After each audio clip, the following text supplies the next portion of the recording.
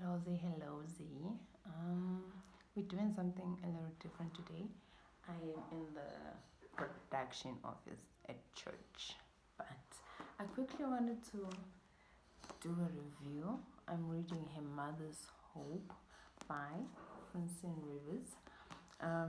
So this is like a two-book saga. I've read the first book. I wanna quickly record like a review for that, pause that before I get into the second part of the book, right? So if you guys hear the singing in the background or the talking in the background, it's because I'm at church and I'm just hoping no one walking while I'm still talking, and I'm gonna try and make it quickly. But yeah, thank you for watching. If you are my regular, thank you for watching. If you're new, thank you for watching. And you guys know the drill. Subscribe, like, comment, all of those things. So I'm quickly gonna read what it says here. It says, near the turn of the 20th century, fears matter something. So they are from Switzerland and they speak Germany, I think, if I'm not mistaken. Is torn between her father's declaration that she'll never be more than a servant and her mother's encouragement to chase her dreams. Determined to fulfill her mother's hope, Martha leaves home for a better life. I think Martha will be like mother in English. I don't know. I was calling her mother because I was like, I'm not doing that.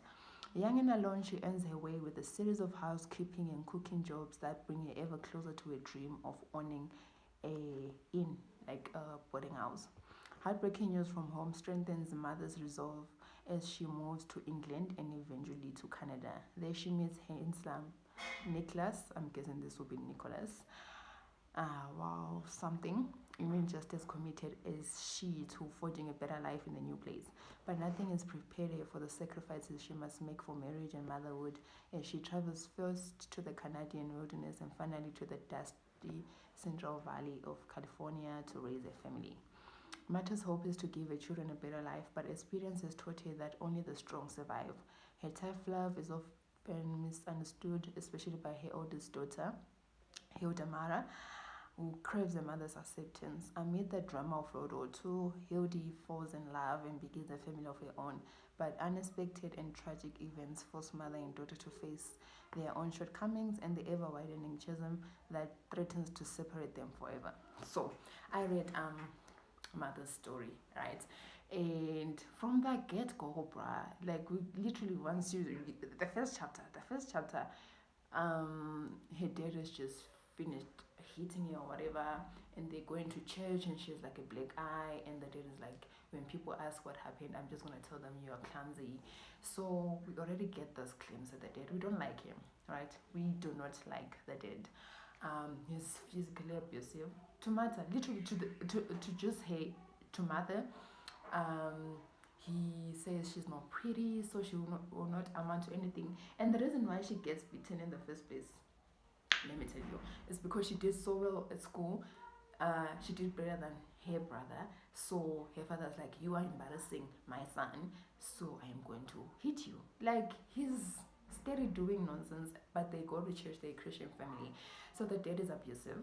We get that from the get-go. The mom is the one who's like encouraging mother, but we also get to see that she's also sick. The dad is so stingy, he's making the mom work like as a seamstress and everything, and she never gets a dime. All the money goes to him. He drinks the money. He's not buying her medication. He's not trying to better her health or anything. So we get into the story and already there's just drama. Mother doesn't like the dad. Mother doesn't understand why the mom is staying in the marriage, because I was also like, why is the mom staying in the marriage? Like, clearly this husband is punching your child for nonsense. It's a nonsense reason that is giving. He's punching your child and you're just like, So that's the background for mother, right? And I think it's going to be important when we get into, because the second part of the book is Hilda Mara's story, Hildy, and I think how she parents her daughter will stem from how she was parented. So that's like, I'm just going to give you the important parts of the story as I prepare to read the other story and give the review of that story. And I think really for me, the reason why I'm excited about the story, I think it really just reflects relationships between mothers and daughters right now, right? I think globally there's just this there's girls who have like beautiful relationship with their moms, and then there's girls who are struggling to understand their moms. And I think just from reading, just mother's part, I think the whole time as I was reading, I was just like, yo, bro, like my mom is just a girl, bro. She really is just a girl, and um, I'm hoping, even as I do this review, if you were listening or watching, and there's just ups and downs with your mom, I hope you just remember that she's just a girl, and probably some of the way she's parenting you is from how she was parented or from things she saw and doesn't want repeating and stuff like that. So yeah, anyway, the dad is abusive and everything, and when he realizes that she's really good, like she's really intelligent when it comes to like things of school and everything, he's like, yeah, I'm not gonna pay your school fees, you're not gonna go to school. If anything, I'm gonna take you to a housekeeping school where they will teach you how to be a housekeeper, because that's all you're good at, to take care of other people, to be like a servant. So he favors the boy, who's like the first child, and then he doesn't like mother for some reason. And he's always like talking down on her, saying she's ugly, no man will want her, she's too stubborn, no man will marry her. And then there's Elise, the last born, who's the prettiest in the family. So the dad doesn't even put pressure on her or anything, because he's just like, a rich man will marry her, right? Kind of a thing. So that's what we're going with. Oh, sorry. That's what is happening in the story, right? From the get-go, it's just like, that it is weird, right? The date is weird, and that's like, okay, cool, sharp. He does take her. So the next school year, he does take her to the housekeeping school, and when she's there, she's so intelligent, because when she gets there, she realizes, no man, this is not like a housekeeping school. The people who own the house, they are fake. They gave themselves this fake reputation. They're fake French people. They're not really French. They just know how to speak French, but they're not really French, and they just host these parties to live up the lie that they like those important people. Like, back in the day, people would host parties and balls, and because it was a thing to show that you have money and you're somebody in the society.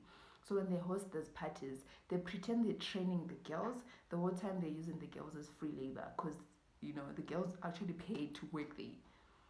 I was just like, that's crazy. So mother realizes it early on that, no man, this is not like a school. They're just exploiting us, right? I'm sorry, I'm just checking if I'm needed or not. So it's not a school, they're just exploiting us. And she's like, okay, well, I'm gonna learn all that I can, because also this is clever. Remember, she has a dream and a goal that she wants to own a boarding house, right? And even when her dad was like, I'm sending you to a housekeeping school, she was kind of upset, because she wanted to go to like school. But her mom was like, you know what, always look at all those things that God does from a place of like, he is directing you and he's working things out for your good and stuff. So mother's relationship with God is a little shaky. The mom is like a stout Christian, like she's 10 toes on the Bible. But I think that's why her relationship with God is shaky, because she's like, I'm seeing my mom praying and doing all those things and serving you, but she's still suffering. She's a mean husband, and my dad goes to church and is a mean dad and everything. But she trusts her mom. She trusts her mom, and she trusts the God that her mom saves. She just doesn't trust him to have the relationship with him. She just trusts that as long as my mom prayed, he's gonna answer my mom. So anyway, when she gets there, because her mom taught her how to like sew and everything, she starts making uniforms for the girls there to earn money, right? Because her dad was like, the money that I paid, you need to replace it. So once you graduate, because it was going to take 6 months, once you graduate, I'm getting you a job. In that job, you need to give me all your money. And even before she went to school, he had her doing like odd jobs, and all the money that they would pay her for those odd jobs, he would take still. So it's like, technically I don't owe you, because you've been taking my money, but okay. So that happens when she graduates. She graduates top of the class, because she was here. She saw right through the whole thing, and she was here. And then her dad, immediately when he bought her return ticket, it came with a newspaper clipping of someone who needed a new housekeeper. And when she got there, she realized they wanted to pay peanuts. She was like, no, my goal or my dream to own a boarding house is not gonna be achieved by these peanuts I'm gonna be paid. So she gets home. Her dad is mad that she turned down the job, but you know what? She's just like, if I'm gonna pay you back, I can't earn that money, because then it's not even enough to do anything. It will take me longer to pay back than if I got a better job. So she gets another job. It's like an inn situation. The guy who owns it, or the cook that runs the place there, is German. So what she has been doing all the time in her old jobs, she's learning stuff, she's writing down recipes, she's just trying new things and everything. So when she gets there, she's also learning how to make like German food and also how to speak. She already knows how to speak German because she's Germany, but she's German, but she learns how to cook, learns how to run the whole thing. And when she feels like she's learned enough, she's like, okay, I'm gonna bounce. Because also at this time, the dad had taken the sister to the same school, and the school were like, this one, she's too soft, man. She's not doing it. They sent her back, and then the dad found someone who still wanted the sister to be a housekeeper, took her there. The whole time, the boss and the son are raping the sister. So while she's working for the German guy and just learning how to cook and how to run a boarding house and everything, she receives a letter from the sister saying, please come fetch me. These people are just like abusing me. She gets there, the cook for that family tells her like, you better take this girl before they like proper ruin her. Like the dad is raping her, the son is raping her. And so she takes her home, and the dad is made like, oh, why would you do that? You know, those people are like influential, they were going to help your sister. But she was like, literally, look at your daughter. She is being physically abused by the wife because the wife knows the husband is sleeping with her, and the husband and the son are sleeping with her. Like, why would you want that for your daughter? But the whole experience breaks his sister because the sister was again a last born, so close to the mom, never been away from home, didn't have any real dreams. She just wanted to be around her mother and her siblings. She didn't want nothing. So when that happens and she gets raped and everything, she actually falls pregnant, and eventually the sister commits suicide. So after she rescues her sister, she's just like over everything, and she moves to this other she moves somewhere else where she gets a job at another boarding house, and the lady there is French. So the lady starts teaching her French, and she's just enjoying her time there because they're nice and they like her, and they give her good benefits, good money and everything. She stays there until she hears that her mom and her sister have passed. So the mom passed first. After the mom passed and the sister realized, okay, I'm pregnant, and like, who do I have? She just kind of commits suicide. And you know, for her, she remembered also, she wanted to go like to bury them and stuff, but then she remembered her mom saying, hey, do not come back here because I don't know if your dad will ever let you leave again. Like, your dad just wants you to take care of him for life, so don't come back and just stay wherever you are. So she moves, because where she was still within the area, just a different city but still within the same like country. She was still in Switzerland. So she was just like, I'm gonna move, and yeah, there's someone trying to come in my video. So she's like, okay, I'm gonna move and go to another place. So that's where she moves and goes to England, right? So when she gets, no, she started first at she started in France. She didn't stay long there because she felt so sick. I think she worked like a month and she felt so sick, like deadly sick, where it was like she had to be on bed rest for 6 weeks. But it's like, what am I gonna eat? What am I gonna do if I'm on bed rest and stuff? So also the weather, she was not used to the weather there. So eventually she moves to England, right? And then when she gets to England, she works for this nice lady. But at this time, like, she's just so depressed and dejected because it's like her mom died, her sister died, she has no relationship with the dad, and she's just away from home. And it's like, I have this dream, but I don't know when it's gonna materialize or manifest. And it's like, there's so much happening that when she gets to England, she's doing a job, but she's like, the dreams, she's just like, who am I to even think like that? My dad was right, I can't do this. My dad was right, I'll never amount to anything. No man will marry me. Because also she's now 19, so she's like, she's seeing her friend is married, so she's seeing her girls her age getting married, and no one is even looked at her or like even said hi, right? So it's not looking good for our girl. She's just like, okay, no one will want me. And so she's just like dejected and everything, and she just kind of stops dreaming and just allows those words that her father, or the seeds that her father planted in her life, she just kind of allows them to just start growing, right? And then first year, second year, third year, fourth. By the fifth year, the boss, she was like, "Girl, when you came here, I saw like this fire in you.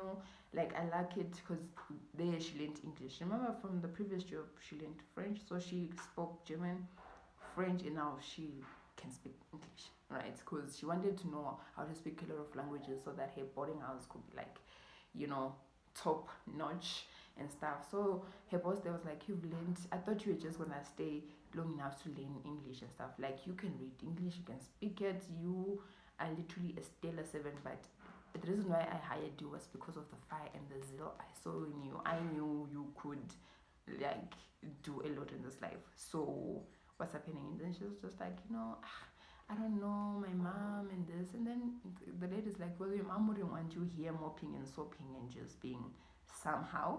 Your mom will want you out there in the world trying. Like, yes, your mom is dead and you have all these regrets, but I would rather you fought rather than to just give up on life. So at the end of this year, which was going to be the 6th year, she was like, end of this year, I need you to bounce, okay, and go to Canada. And she was like, I used to tell my daughter, because you see now, this lady had like such a depressed daughter, a rude, bitter daughter.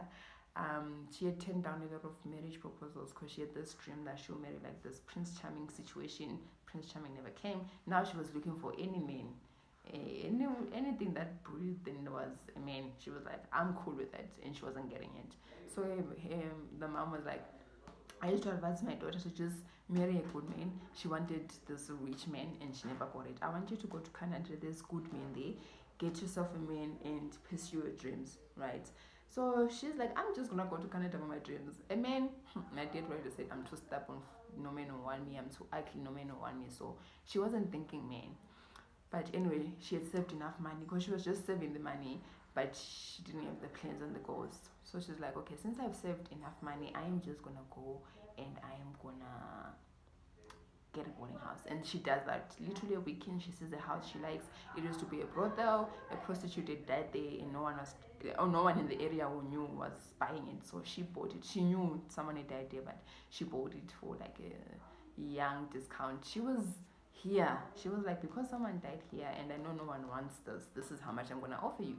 If you don't want it, I'm gonna go somewhere else. She didn't have somewhere else. She was just trying to make sure they get her the house. She gets it, renovates it, takes 6 weeks to renovate, change it around, and she starts the boarding house. So she knows how to cook all these like German meals, French meals, English meals. She has this variety in her boarding house that other boarding houses don't have. So she rents out rooms and she gets a full house pretty quickly, right? Pretty quickly, and she's running it until Nicholas comes into the picture. Nicholas comes looking for a room, and then eventually it's just like, well, I came to look for a room here because I like you and I'm trying to be with you. And girl was like, oh wow, you're cute, I like you. Same. And they start dating. Back in the day, guys, literally a man would look at a woman, like her, tell her he likes her, tell her I'm trying to marry you, and these people get married. Like, because literally 3 months they were married. I'm like, how did we lose that culture? Now people are girlfriends for 15 years, 11 years as a girlfriend, and it's like, we went from 3 months to 11 years. We need to study. Something happened there, we need to study it. It's not, no. I was also like, Lord, let that 3 month situation locate me. I'm not trying to be a girlfriend for 8 years. That's a whole grown child who is in grade 3. That is wild. That is a wild time to be like a girlfriend in she. Nah. Anyway, so they get married and it's all going on until Ukai gets retrenched, right? He was an engineer, but he didn't like engineering. He just did it because his dad wanted him to do it. He was more so like a farmer. So when he gets retrenched, he starts looking for a job, and he gets a job on the wilderness, the way I was reading in the said wilderness, wada. So on the outskirts of Canada, and she's like to the girl, let's go. And girl's like, no, we have a successful boarding house, I can take care of us. He was like, no, I'm not gonna let my woman take care of me, so we need to go. So at that time she's pregnant and she's like, I'm about to bring a child into this world and you want me to just pick up and leave. So she doesn't leave immediately. He leaves, and they leave. When he leaves, they're not on good terms. Shame, they're not on good terms. But he leaves, she stays behind, and she's miserable. She misses her husband. She loves the boarding house. This has always been a dream. Remember, she didn't want marriage. She just always wanted this thing, and now it's like now she has to sacrifice the very thing that she wanted for marriage, which she didn't even think she would get. Anyway, so her friend advises her. She's like, you know what, good men are hard to come by. Just follow your husband. So she doesn't sell it at first. She rents it. She lets one of the tenants run it for a fee while she goes to go check on the husband, because the husband has signed a 4-year contract with this guy, where it said after 4 years the guy will split like the land and the animals. They will split in half, right? She goes there and she realizes it's just in the wilderness. There's no neighbors. The neighbor is far away. There's no midwives. There's not, like, literally it's just crazy. And she just came with a newborn son. All right, I think its name is Hemen or something. They obviously it's in German, but somewhere along those lines. Anyway, they stay there, and she's not happy. She is not happy, but she's just trying to be a supportive wife. And I think early on, again, like I said, our girl, she's here. Come, she's la. So she says, "What's no man? This guy is gonna rob us, because this owner just kept like some of the things he was supposed to do during those 4 years to ensure that by the time 4 years come they can split. He was not doing it." And she was like, "Oh, this man is gonna rob you, so I suggest you do this before he does it." And the husband was like, "No, I gave him my word, so I'm a man of my word." And she was like, "He's not keeping his word. Why are you keeping your word?" He was like, he was a Christian, so he was like, "I'm accountable to God, not to him. I don't want to get to heaven and God is like, why didn't you keep your word?" I'm like, "Oh, because he didn't." That's not how it works. Anyway, that happens, and the 4 years comes, and true to her word, he doesn't keep his promise, right? And at this time, they have 2 kids and a third one on the way, right? So when the guy comes, he's like, "You're gonna have to extend your contract because I can't give you the land and the animals and stuff." And she was like, "Bro, you wanna stay here? I'm not staying here. I'm taking my kids and I'm leaving." So they eventually take all the animals, all the chickens. They literally take all the things that they like, the animals that they breed and stuff. They take them with and sell them, so that they just leave the land for the guy, right? So they move to another part of Canada again, right? Where she wants to open a boarding house, but the guy is just, I don't know what he had against he like owning a boarding house. For me, also it was giving, say, "Please, you found this woman. She was a career woman when you found her. Like, now you just one day out here barefoot and pregnant. Come on now, you need this help." So she gets a job, but she's not happy. He gets a job there, but he's not happy, and she doesn't have a boarding house. She sold the other boarding house. She's trying to start another one. But before she even started, he's like, "You know what, I'm moving to California." I'm so sorry, guys. Like I said, I'm in church. As Solidians, we're a little loud. And if you're watching and you don't have a church home, please do come to Solid Community Church, 1 Vanessa Street in Beckshu. Yes, you'll be more than welcome here. But anyway, yeah. He's like, "Let's move to California." At this time, the third child is born. It's another girl. It's another German name and stuff. But yeah. So the first child, bubbly. The son, bubbly, everything strong. The second child, even from birth, she is just softinyana. She didn't cry. She was weak. She was thin. Then the third child is like also here. So Hilda Mara is the second child. She's the eldest daughter, but she's the second child, and she kind of just lets her siblings bully her, walk all over her, and it literally gets on mother's nerves, because she's like, "You are doing exactly what my sister used to do, and I'm not gonna raise you how my mother raised my sister, because now my sister took the easy way out because of how soft she was. I'm gonna train you to be a soldier." And this child is she's just gonna be a princess and not be a soldier. But the mom is like, "I'm gonna train you. The life is hard. I'm gonna train you to make sure," because now she has the experience with the dad, and she also has the experience with the husband, because in as much as she loves the husband, there's still a resentment there, because he took her away from her dream, right, and brought her to places where he also didn't. He was also just like a Lord, like we letting the Lord lead, and she didn't want that, right? And so there's a little resentment, because she feels like the guy also was robbing her and everything. And so yeah, when it the last part that I read before we go into Hilda Mara's story, um, they are moving to California. They haven't moved, but they're talking about it that they'll move to California, and she's mad. She doesn't want to go, but it's like, okay, I mean, you've decided. You didn't even tell me. You just came and said we're leaving, and she doesn't want to go, but that's what the husband said. So that's it. The second daughter, here's the name, something like Chloe something, that we just call it Chloe. So yeah, as the story ends, we have a bitter mother who has been robbed of what was always her dream, robbed by a man that she loves, but he's also kinda, I don't know, man. He has his aspirations that he's not keeping mother in his aspirations. He just wants things done his way as the head of the house, and is not like making room for his wife. And I think mother is seeing those patterns and how that was exactly what her mom went through, and she's just like, I'm literally letting what my mom went through like happen into my life. And so already you can just tell that that's the place that she's parenting from, to say she never wanted kids. I mean, she did want them, but she never thought she was going to have them or have a husband. And now the very same things that God has given her are the things that are holding her back from her initial dream. That's the mom. That's what's happening, right? She still hasn't dealt with the passing of the mom. She was not there when the mom passed away.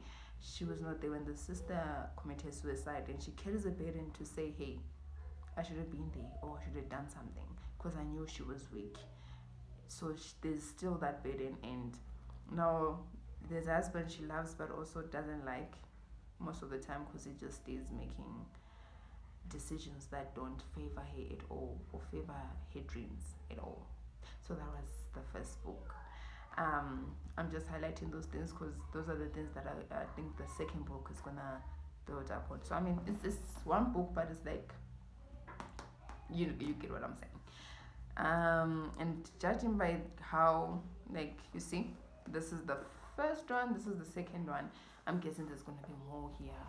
I'm hoping for redemption, I'm hoping for reconciliation, and I'm hoping Hildages understands mother's heart, and I'm hoping through this process mother will understand her mom's heart, because as it stands, I'm with mother. I just don't understand why that woman stayed in that marriage where the man was hitting her, like, and the man was hitting the kids like that, and the man was just like mistreating her, and just, you sick and your husband is taking money to go drink and not buy medication for you. Like, I don't know. I think this book, this first part of the book did bring about questions to say, how would I deal with that as a parent if I was married and now this man is abusive to my kids, or one of my kids, and he just doesn't take care of the family like how I would take care of, like how would I like him to take care of the family, and it just, I don't know, bruh.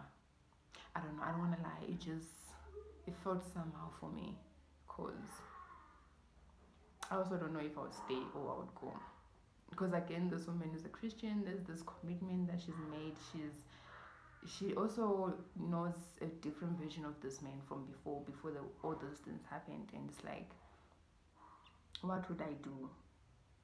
And if I made that decision, and how would my kids react to it, and how would my kids treat me, and how would my kids then eventually treat their own kids based on this decision that I'll make, the leaving, or because both decisions, the leaving or the staying, will both bring negative results either way. But which negative result will I rather have in my family? I guess that's where the crux of the matter is.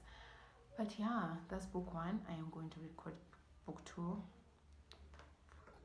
maybe in a quieter place, because this was a little chaotic. But yeah, here we are. We did it in less than 30 minutes. I'm proud of me because I stayed talking. But thank you so much for watching. Please be on the lookout for book two, and also where I post my reviews, this separate tool. I'm opening another channel. I'm gonna leave the link, I think, in the description or something. You guys can check out my other channel, because that's where I'll be, I write stories, so that's where I'll be like talking about my own stories, right? So if you like something more personal than just these reviews, there's a channel for that. But until then, thank you for watching. Do subscribe, do like, do share, and thank you for joining me and listening to me ramble on and on and on, and probably not make sense because it's just there's a lot. But thank you for listening, and see you on the next one.